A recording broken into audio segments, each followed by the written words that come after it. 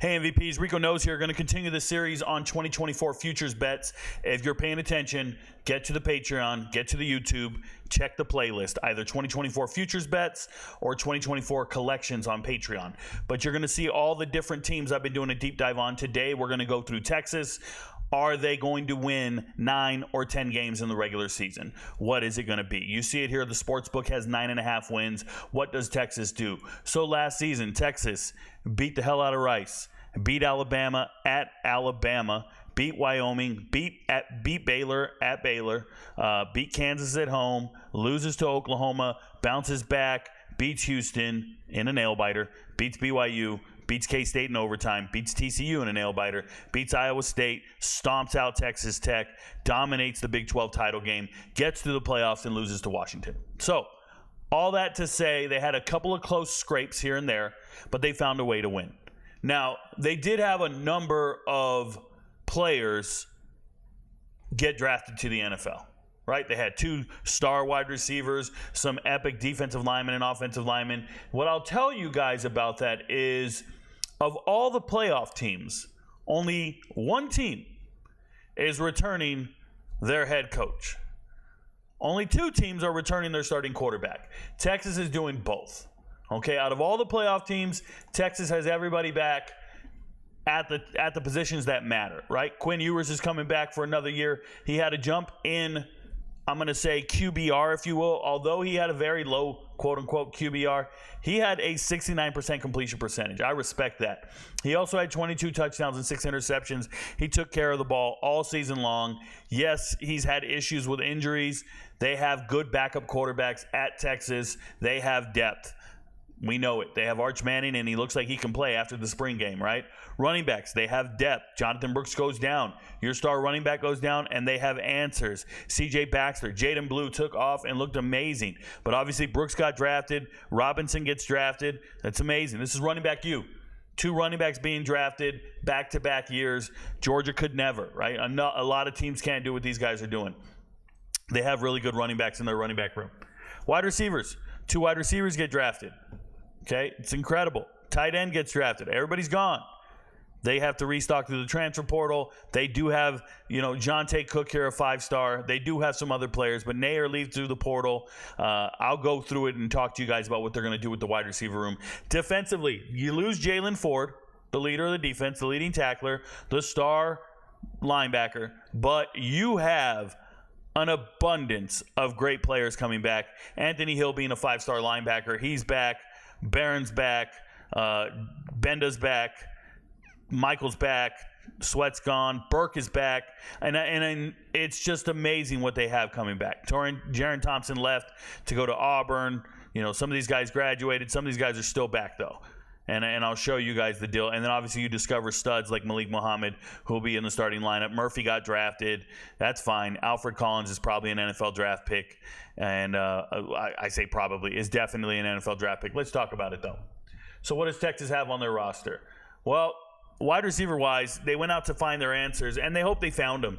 Isaiah Bond, I've been a big fan of Isaiah Bond since he played at Buford. Shout out to him. State champ in the 100 and 200 meters. Then he goes to, is it Alabama? What the hell's wrong with me? He goes to Alabama. Takes a while to become an impact player, but he had that amazing catch, that iconic, legendary catch to beat Auburn and save the season and get them over in the SEC championship game and then eventually in the playoffs. Matthew Golden, I'm not that sold on. Yes, he's a good kickoff returner, but he's not as good of wide receiver as the recruiting websites are talking. He was the 2nd or 3rd best receiver at Houston. Yes, he has talent. Jonte Cook, like I said, 5 stars. Ryan Wingo, stud and a half. A lot of those receivers are pretty damn good that they have. You see all these true freshmen up here, but Silas Bolden can play. And he got him 3rd string right here. Silas Bolden can play. DeAndre Moore can play. They have a very deep wide receiver room. Very deep. Offensive line. Kelvin Banks is an NFL draft pick, top 10 pick, whatever you want to call it. He's definitely going to be off the board. They have studs on the offensive line, and it's all junior, senior Latin. We're not talking about transfers. We're talking about the way Texas identifies linemen. And the way they develop them is probably second to none lately. It's right up there with Georgia, but it's just been so impressive. Shout out to Texas. They have a great offensive line going into next year. At tight end, you got Amari Niblack coming in from Alabama, a very good tight end, replacing a great tight end who just got drafted. So they got an answer at tight end. They obviously have a quarterback, a great backup quarterback. Hopefully you don't need Trey Owens at all. Running back room is loaded. Everybody's been playing and everybody's good. Home run threat in Jadon Blue, we saw that. And C.J. Baxter's damn good. Defensively, you go and get Trey Moore, a 16-sack guy from UTSA. Trey Moore transfers in, and I'm going to tell you guys, Trey Moore is the best player on this team. From what I've seen in their practices, in their spring game, Trey Moore is the most talented player on this team. And that's saying something because the team is filled with first-round draft picks. The team is filled with like 6 guys who are capable of being drafted in the first round. And Trey Moore is still him. Just believe me what I'm saying, okay? Some true freshmen up here that are great and being recruited, that's fine. But Broughton can play. Lowell can play. This guy used to be great in the Pac-12. He was at Louisville last year. This is a good rotational piece to have. And then you get Bill Norton. Bill Norton, coming over from Arizona, was initially at Georgia. Couldn't get on the field at Georgia, and then he moved over, okay? So he moved to Arizona, and then from Arizona, he goes over and he follows his defensive coordinator. So Johnny Nansen was the defensive coordinator at Arizona. He's now the linebackers coach for Texas. I want you to think about that. The Arizona defensive coordinator just replaced Jeff Schote, who went to go be the head coach in Nevada. All right. Johnny Nansen comes over from Arizona, a top 30 defense in America, and he's just the linebackers coach. That tells you how great this staff is at Texas and what they have. And it's coaching and it's development. You start looking at these players. You have Benda, Alfred Collins, but Savea and Norton both came from Arizona, and they're going to be in that front 7 rotation. Alfred Collins is a complete monster. Everybody else is pretty decent. They're on the up. The Jacks are real.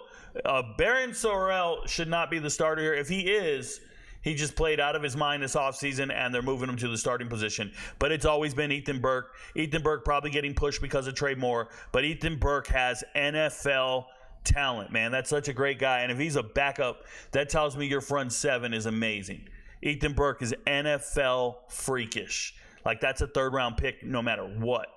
Benda's highly productive. I love everything about him. So is Gillette. Oh, these guys are good players, but Benda's real. Hill, 5 stars. We can't say anything negative about it. Looking good on the weak side or the strong side. At corner, Gavin Holmes really shocked a lot of people. He transferred in from Wake Forest last year, 2 years ago. Stud now. He's entrenched. You got Javion Cole just transferred in from San Jose State. Pretty good player. Going to be good depth, if you will. Andrew McCubba, that's a first-round draft pick, man. And I know we don't draft safeties in the first round, so I shouldn't say that. But Andrew McCubba just transferred back home. He's from Texas. This is a man that started at Clemson for 3 years. For 3 years. I know it hurt to get to lose him for Dabo Swinney and them boys. McCubba's the real deal. He's starting at free safety, putting Michael on the bench, which is crazy because he's a great player as it is. We got Malik Muhammad breakout last year. Derek Williams never really popped on tape for me, but more power to you.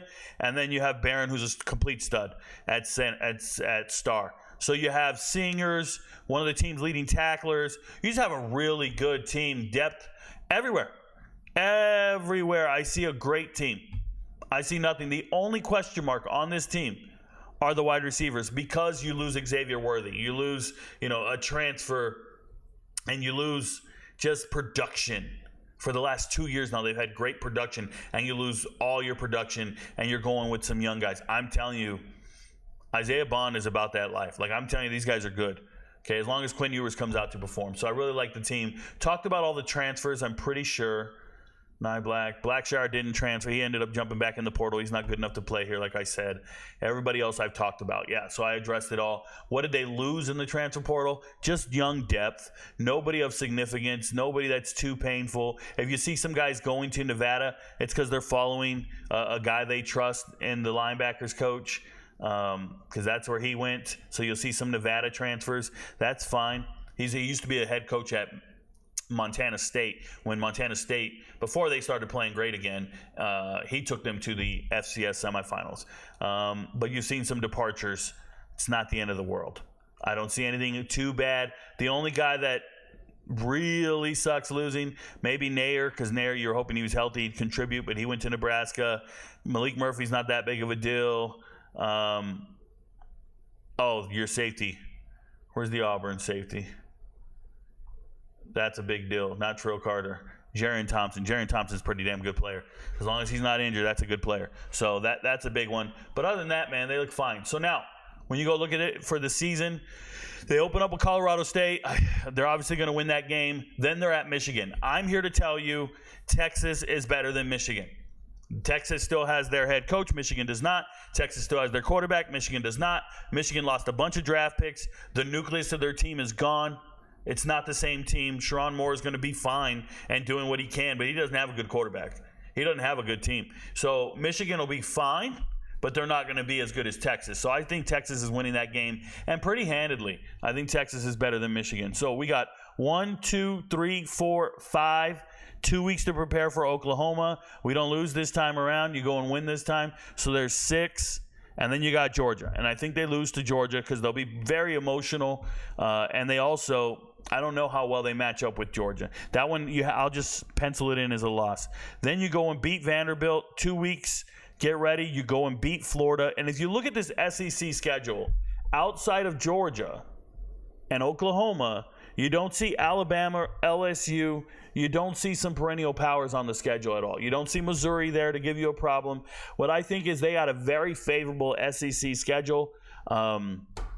Yes, you might have concerns over some of these teams because they don't match up well. But let me just say this.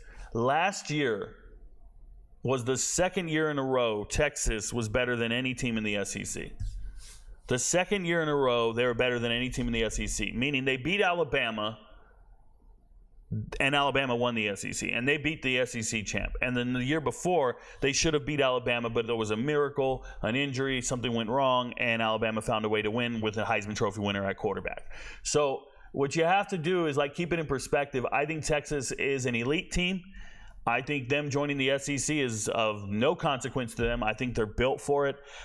They look the part, and I think they have really good players. So for me, I have Texas losing one game. By the way, the over-under is 10.5, which is a lot. I'm sorry, we're looking at Tennessee, Texas.